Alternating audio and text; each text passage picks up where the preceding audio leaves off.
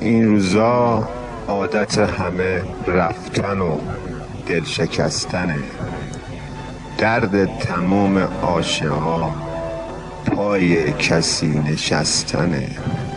این روزا مشق بچه ها یه صفحه آشفتگیه، گردای روی آینه ها فقط کمی زندگیه. این روزا درد عاشقا فقط غم ندیدنه، مشکل بی ستاره ها یکم ستاره چیدنه. این روزا کار گلدونا از شب نمیتر شدنه، آرزوی شقایقا یه شب کبوتر شدنه. این رو آسمونمون پر از شکست بالیه، جای نگاه عاشقت باز توی خونه خالیه. این روزا کار آدما دلهای پاک رو بردنه، بعدش اونو گرفتن و به دیگری سپردنه. این روزا کار آدما تو انتظار گذاشتنه، ساده ترین بهونه شون هم از هم خبر نداشتنه. این روزا سهم عاشقا قصه و بیوفاییه، جرم تمامشون فقط لذت آشنایی.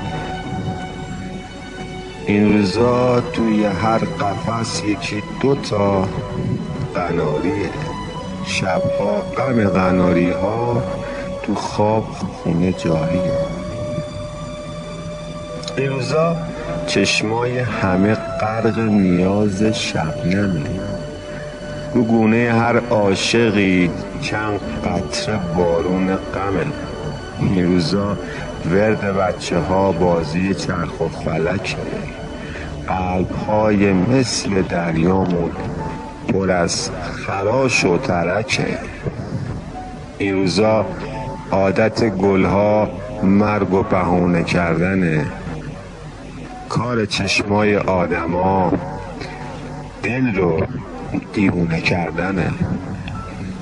این روزا کاروبارمون از پونه خونه ساختنه، نشونه پروانگی زندگی ها رو باختنه. این روزا تنها چارمون شاید پرنده مردنه، روی بوم پاک آسمون ستاره رو شمردنه. این روزا آدما دیگه تو قلب هم جا ندارن، مردم دیگه تو دلهاشون یه قطره دریا ندارن.